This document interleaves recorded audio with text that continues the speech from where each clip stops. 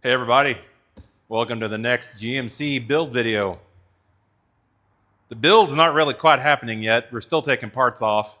Today we pulled a motor, transmission, transfer case out. Had some fun times with some stuck lug nuts and a few suspension parts that just wouldn't come loose. If you like these videos, please subscribe.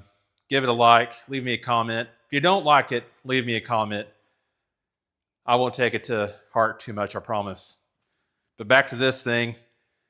Getting closer and closer to having all the parts off of this. I'm still going to take the rest of the suspension pieces off. I didn't have all my tools with me, so some of these pieces I can't get loose.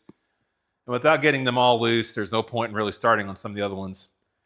So that'll be next time. Maybe next weekend. We'll just have to wait and see.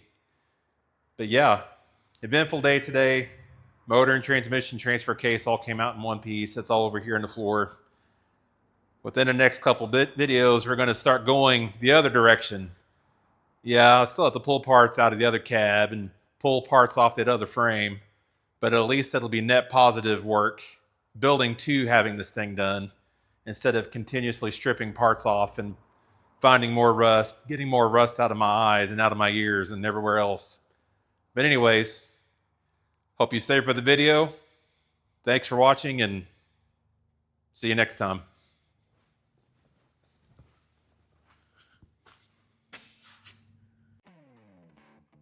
I'm removing the wiring harness from the frame, transmission, and other parts of the engine here, and several other times in this video.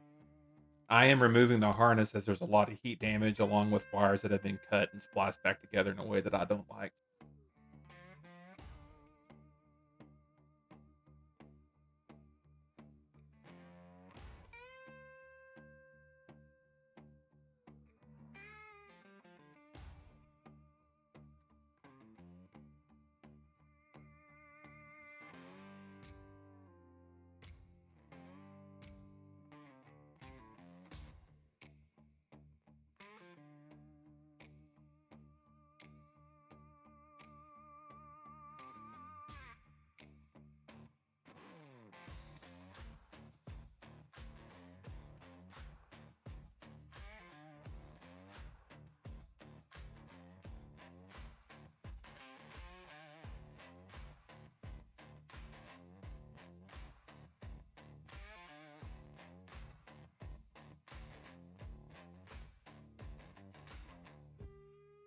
I don't know if I've said this before or not, but the rear differential on this truck is bad.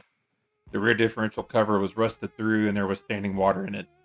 The driveline is also rusted near paper thin in several different places, so I just decided to cut it at the driveline near the rear yoke here.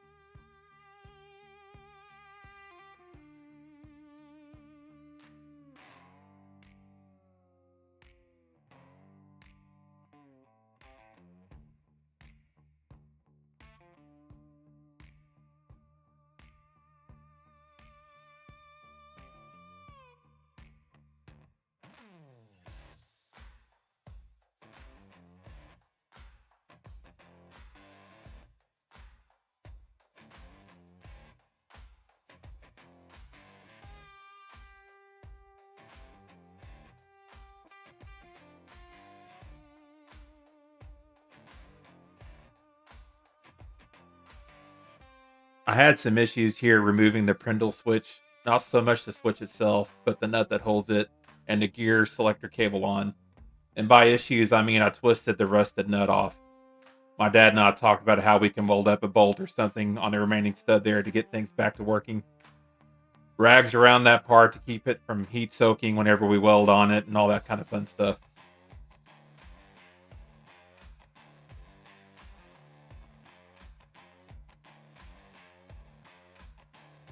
If you've made it this far, I'd like for you to help me out. We're still a new channel, and every subscriber, like, and share helps us a bunch. As of right now, we're up to 51 subscribers. And I would like to thank each of you for your support. Let's make it fun. Let's do a giveaway or something cool, something worthwhile, let's say after 250 subscribers. The first video that comes out after we hit that mark, I will put something out about that. So, thanks for watching, and please subscribe.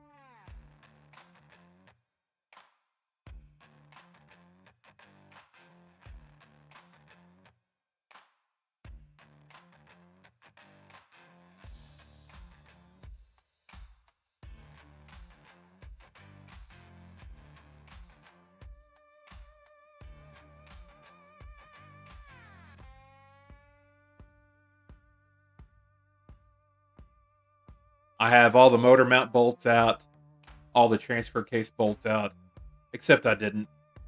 I must have squirreled or done something else when I thought I removed that driver's side engine mount bolt, which I finally put two and two together whenever I realized I was picking up the whole front end of this truck whenever I was trying to get the motor out.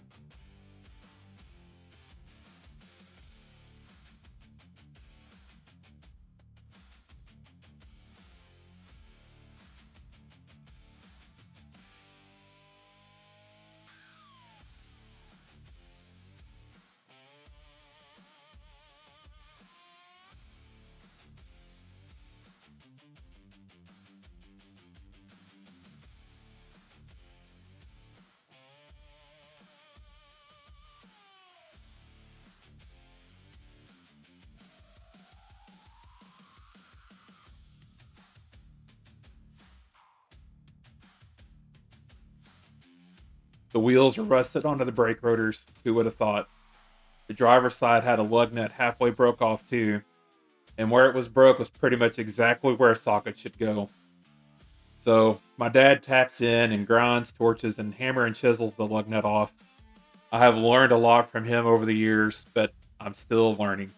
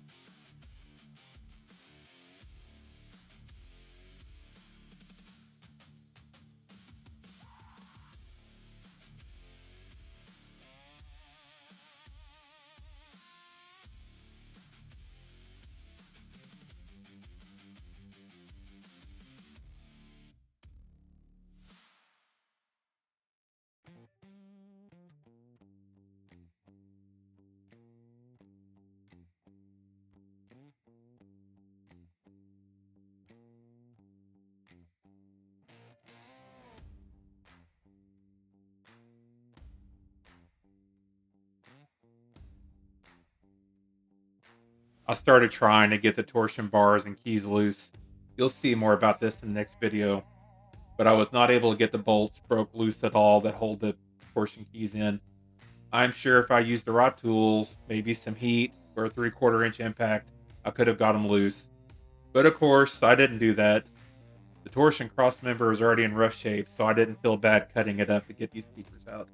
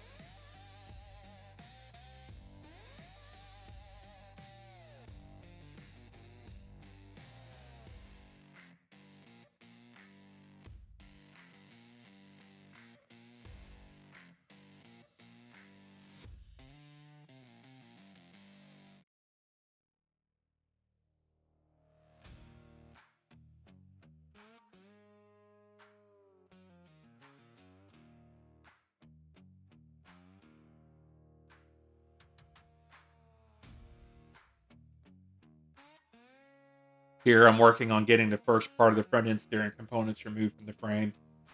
Power steering gear didn't feel like I had a lot of play in it, so I'm going to keep it. I also removed the idler from the frame. This one's a 3-bolt. The 90 model frame I'm going to be using is a 2-bolt.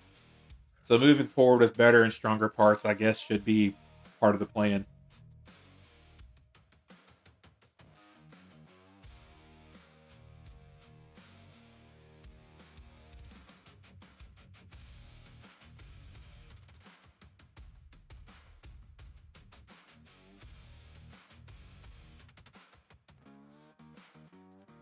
Here you can see the powertrain is a complete package. Even the transfer case adapter plate to the transmission has some hefty rust eating at it, so I'll have to check it out better before I go back in with it.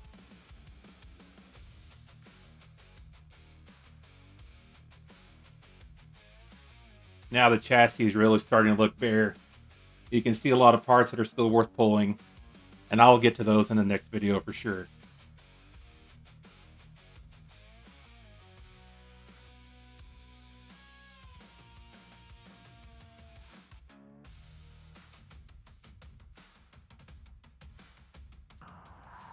Been mentioned in one of the other parts trucks. I guess I should take a video of it and let you guys see.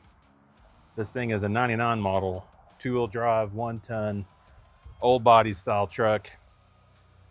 Bought it really for the bed because I needed a long bed. Everything around these parts are crazy for what people want for a bed. It's got some dings, a couple dents in it, but not anything that can't be worked. Front clips in decent shape.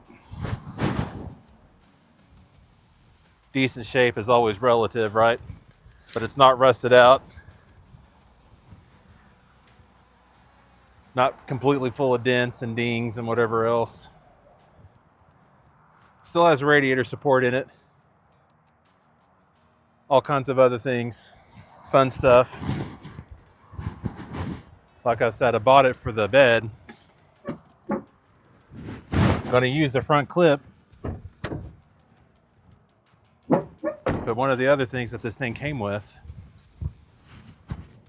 that I don't know anything about is this Vortec 454. Kind of puts me in a conundrum on if I want to put the Vortec 454 in a 1-ton 4-wheel drive truck, or sell this thing if I get up and running for what I pay for all these parts together and come out with a zero cost truck. I like that idea too. Well, anyways, other parts truck. One of those things, right? You never know what you're going to find on Facebook Marketplace or Craigslist, and so far, everything I've needed to come off of both of those. All right. Well, catch you guys next time. If you're interested in this whole build series, here's a link to the playlist in the top left. If you missed the last video, it's on the top right. If you've made it this far and haven't subscribed yet, please help a Frank out and subscribe while I can share this video. Thanks for watching, and see you next time.